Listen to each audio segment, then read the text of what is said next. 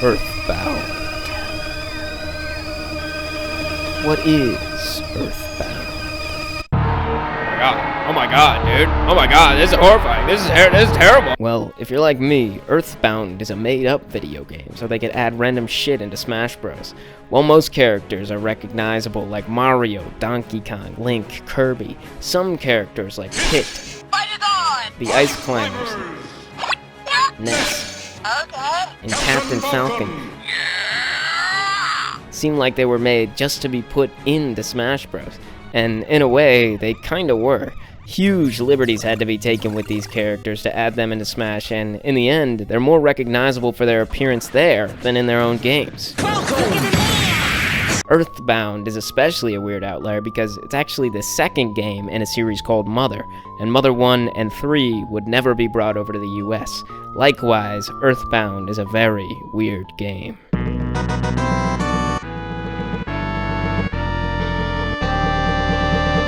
Pictures taken instantaneously. I'm a photographic genius if I do say so myself. Get ready for an instant memory. Look at the camera. Ready, say, fuzzy pickles.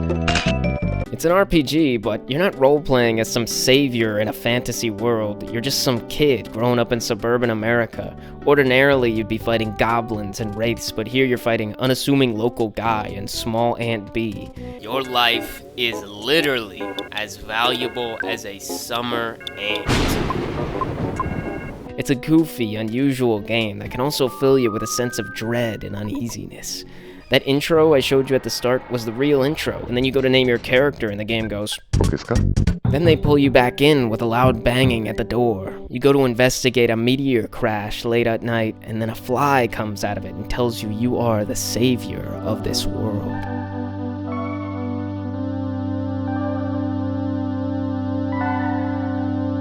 And then he gets smacked by the neighbor and dies.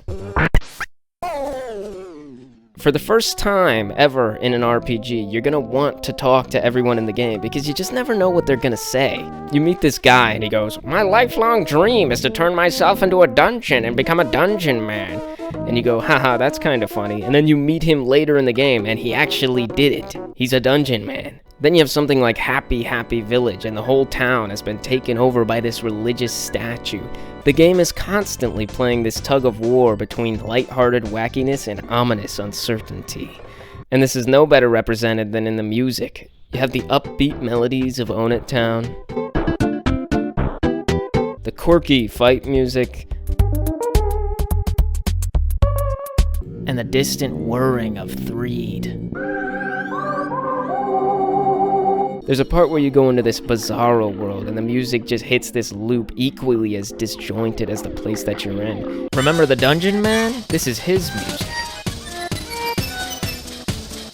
Each moment has a song that slots right in. It's not the best soundtrack you'll ever hear, but it's possibly one of the most fitting. I mean, the entire game, you're literally trying to find and create your own melody.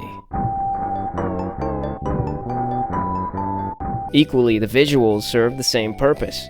They may not be as impressive as other games at the time, but the simple, childlike visuals keep that joyous feeling that the game is trying to convey. I'd love to see this game remastered with the visuals similar to Link's Awakening, and maybe while they're at it, they could even update the combat too.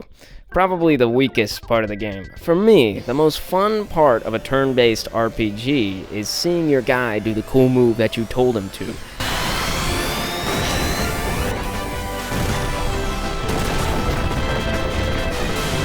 That's what separates RPGs from just entering numbers in on a spreadsheet, or even worse, Dungeons and Dragons. EarthBound has this bizarre approach of doing combat from a semi-first-person perspective, so when you do damage to a guy, all you see is... The PK moves aren't much better and are usually just abstract colors and shapes.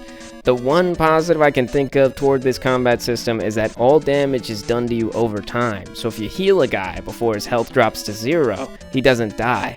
For a game that seems to de-emphasize combat, you spend a lot of your time in battles. But I think it really is the dialogue and subversion of expectations that make this game really worth playing. And while the plot of the game might be pretty standard stuff about saving the world from an ultimate evil, it's the trip you take throughout that makes it so special. That's really all I ask from an RPG, is to take me on a journey that I'll always remember. and it's easy to forget that even the stories that are the most bizarre and outlandish can hit closer to home than the ones that keep themselves earthbound.